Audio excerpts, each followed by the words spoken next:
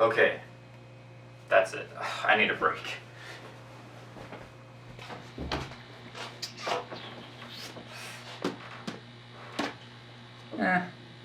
I don't know about tonight. Oh, but I think the new episode just came out a few days ago.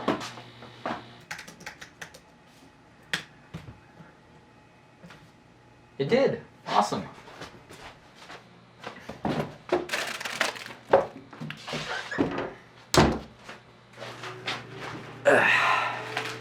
All right, let's do this.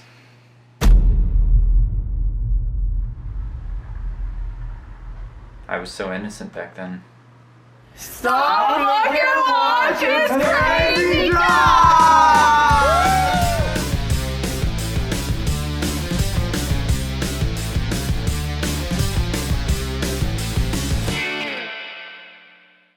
This has got to be the best episode of the era thus far. Captain Jack's back, baby. I love when he finds out that the doctor's a woman now. His reaction is, "This I gotta see." I'm like, yes. Yes! Ruth is the Doctor? Love the outfit. The mystery of the story kept me hooked, and the companions felt like companions. With scripts as good as this, Jodie's performance is able to flourish. I give Fugitive of the Judoon an 8.5 out of 10.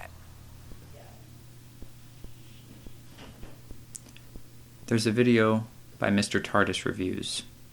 This was in regards to Asylum of the Daleks, which came out in 2012, as did the review. Stephen Moffat had never written an episode for the Daleks before. Sounds like a match made in heaven. And of course, yeah, you have all the returning cast. You know, Matt Smith, Karen Gillan, and Arthur Darvill are a magical combination. There was nothing like them. The director, I feel bad that I don't know the director's name. I should have looked it up. I'll put it right there. He's a fantastic director. It was getting great reviews. Everyone was praising it. And then he said something that is... I couldn't put it better myself in regards to Fugitive of the Judoon.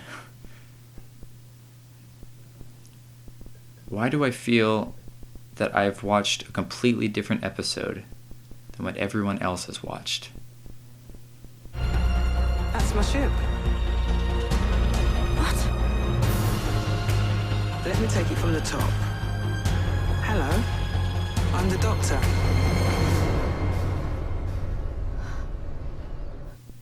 I was left speechless by this episode. I wandered around the halls. I went down, made some mac and cheese. I didn't know what to do. I didn't know what to say. I didn't know what to think. My mind was a mess trying to process everything. I've never seen an episode quite like this before. You know, where do I even begin? Chris Chibnall has apparently lost the ability. He's incapable of pacing a story. You know, I watched Broadchurch. I liked Broadchurch the first season, you know, and that was done well. Torchwood, from what I've heard, I haven't actually seen Torchwood, was done well. Chris Chibnall has, you know, he had done episodes before for the show, you know, and they weren't gold by any means, but you know, The Hungry Earth, Cold Blood, that was pretty good. And they took over as showrunner. Curious choice, but I said, hey, all right, let's do this. Let's see how it goes. And season 11 was just horrendous. And that was like 2 years ago. Looking back at it with a little bit of hindsight, there's some things I like in season 11. You know, it's far from the worst thing that has ever been done in Doctor Who. You know what? It's actually pretty close. So I'm sticking to that. Season 11 was horrible. Actually, I literally had to force myself to watch the last couple episodes of it. I knew I should see them, but I didn't want to, but I made myself, and it was torturous. And then I found out I missed an episode, the Sranga Conundrum, I think that's what it was. Somehow I just, you know, overlooked that episode, and I still haven't seen it. I was like, that's it. I don't care. I finished the season. I'm not going back. Series 12 comes around. I had hope. suspicious hope, but I had hope. Chris Chibnall, I would think, had time to learn from his mistakes, and he seems to be trying to correct some of them, so good on him. Except, so far, all of the good ideas in this season are completely recycled from previous New Who episodes. See, Spyfall was the last of the Time Lords, and the companions in that episode were completely deadweight. Spyfall was decent. It was enjoyable. The second half was better. The Master, not even a copy of John Sims' Master. It's like they amped it up to 11. And the only reason the Master works in those episodes is because of the actor. I don't know his name. I should know it. He played one of the directors, I think, in An Adventure in Space and Time. He did a fantastic job, despite the horrible script. Anyway, Orphan 55. Are you in there? Benny! Which didn't really recycle any ideas, and that was a horrible episode. Nikola Tesla's Night of Terror. I was blown away by that episode, and I loved it. But not because it's amazing, because it was solid. That's what we're celebrating now. Solid episodes. Ones that just work. Okay, so I was in the middle of editing this video when Mr. TARDIS Reviews came out with his review of this episode, and I was pleased to find that we share a lot of the same views on it. Good to know I'm not the only one out there. But I bring this up to clarify that the similarities between our opinions and even some of the phrases we use is pure coincidence, as our reviews were made completely unrelated to each other. Maybe I didn't have to clarify that, but better safe than sorry. Anyway, back to the review. It had been a few days since the Fugitive of the Judoon had came out. I still hadn't seen it, and I heard people talking about it. Didn't hear any details, but I watched it, and I'm like, all right, I gotta see what this is,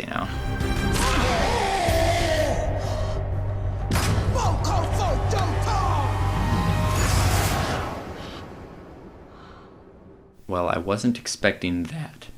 Chris Chibnall cannot pace an episode to save his life. Everything is either going at 1,000,000 miles an hour or nothing is happening. The companions, dead weight. They've been dead weight so much this season. 3 companions was a terrible idea. You can make it work, but not for entire series, not for entire seasons. They spent a third of the episode just standing and watching Jack talk to them. Jack. Holy cow. Captain Jack. One of my favorite characters and one of the best characters in, not even New Who, all of Doctor Who. Rose. You are worth fighting for.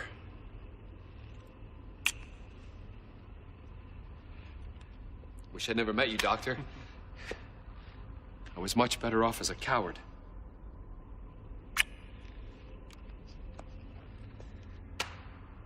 See you in hell. John Barrowman can do no wrong. But Jack was horrible in this episode. You're not just kidding me. You're really not the Doctor. No, my name's Graham. I just travel with the doc. Ha! Which is why the scoop read the wrong signal. Oh, using the old Quanticum scoop I got from a Forpal and Ibiza 13. Woo! That was a night. Actually, that was a month. It starts, his very beginning, I liked. It was good. I was excited. I forced myself to be a little bit more excited than I really was. Because I'm like, I'm going to have this moment. I just want to enjoy this for this moment. Jack is known as a bit of a smooth talker. He's interested in basically everyone he meets. But it was way over the top here. Way too overt. And then the rest of his time is just cutting back and forth to them standing in this room, this ship, this boring room, talking about not much. He had nothing to do with the plot of the episode, mind you. He didn't contribute to the story in any way. All he did was allow the companions to get out of the story. That's what I don't get about these these characters. You know, why do you have them if they're not gonna do anything? Even Graham, who, you know, is some of the best out of these last season and then so far this season. But I'm just not feeling it with any of the companions. I don't know why they're here still. And it's not those actors' fault. They do their best. Look, you take Ruth, we'll go out the front and distract the space feds. Do you think that'll work? Come on. No, because I'm not going anywhere without Lee. I'm a police officer. I speak their language at a bit of stalling by time to get them away. Then we can come inside with them and be by your side. But then we get on to Ruth. Oh boy. Well, you know, with the pacing, we start off the episode with this woman named Ruth going about her day. And at the beginning, I was like, you know what? This isn't half bad. You know, this woman isn't, you know, the greatest actor or most compelling. But, you know, it was fine. But turns out that's the doctor. You have got to be kidding me. You gotta be kidding me! Oh, you gotta be kidding me! Are you kidding me? Okay, you know there's something wrong there. Hardly talks to anyone, cuts his own hair, gets weird books out from the library. No, guys. Look at this little lot. Lovely. Oh, look at the state of that. That's the worst cake I've ever seen. You have to get us back there. The doctor needs us. Listen, kid. Working with some low-rent equipment here. Why doesn't that surprise me? Oh, she likes some mouthy then, huh? Yeah, one up from Cheesy. Ooh, okay. He's my favorite.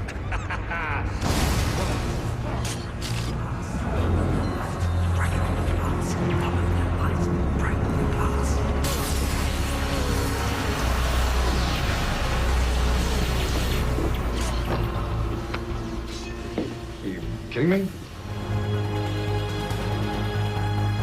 You're probably a bit confused right now. I broke the glass. It's all come back to me. This. What is this? That's my ship. What? Let me take it from the top. Hello, I'm the doctor. I'm a traveler in space and time. And that thing buried down there is called a TARDIS.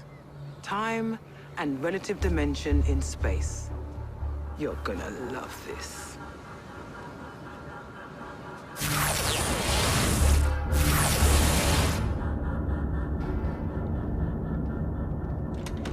Come on, old girl.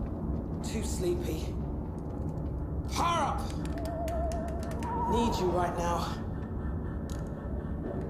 Yes. Yes. That's smart. And, you know, I'm not going to get into theories or whatever about which doctor this is or where it fits in.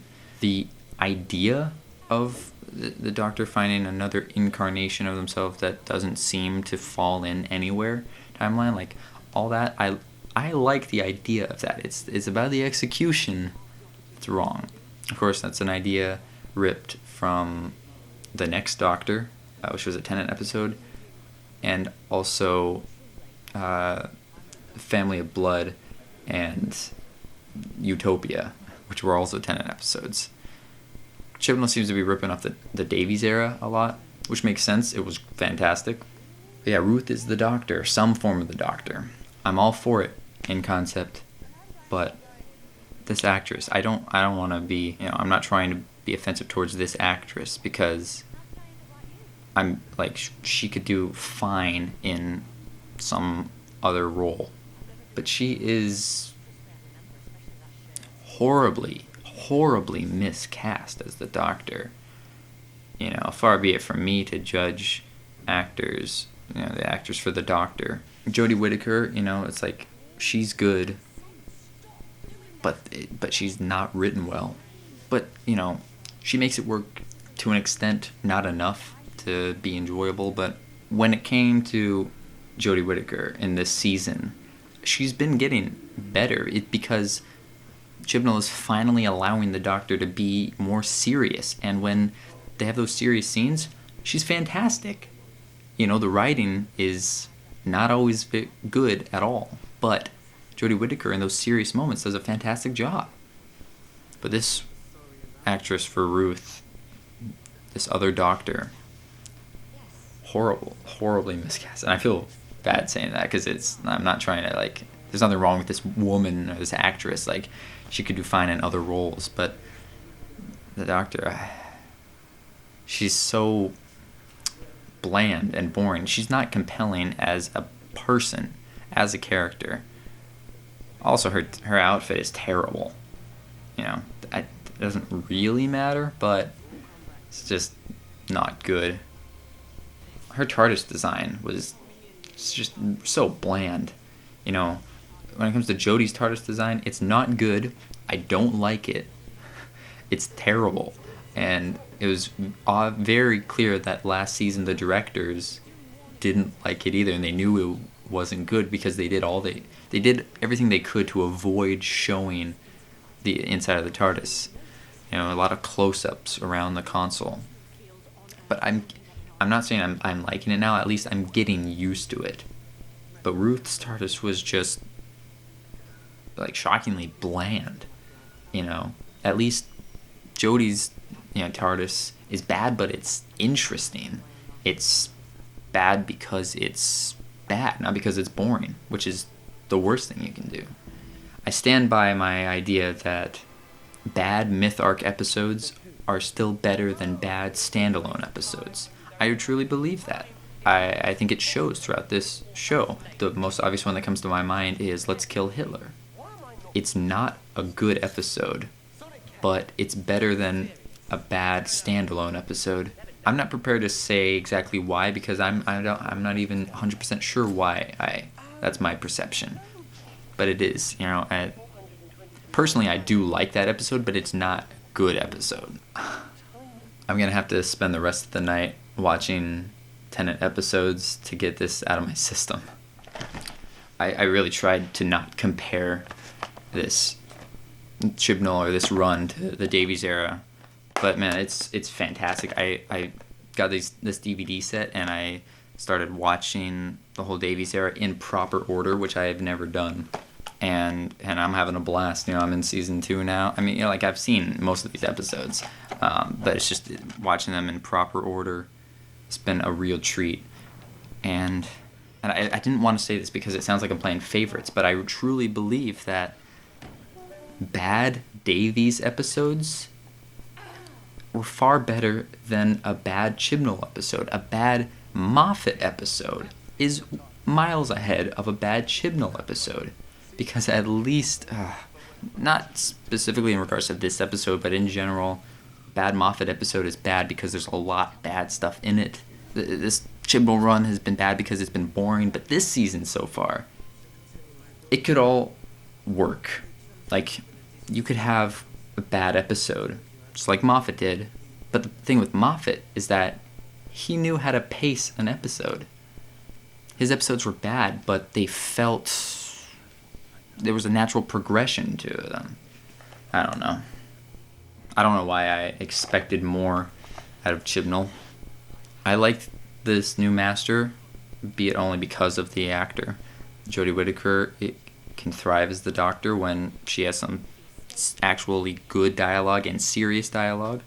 The companions, Ryan and Yaz, I mean, all three of them, I just like Graham, but all three of them have been total dead weight this season. It's a shame. I like the idea of this story arc. I think it's really interesting, and it could be fantastic, but I have a feeling it won't be. Let's hope next week's episode is better. Choo choo. Oh, that feels good.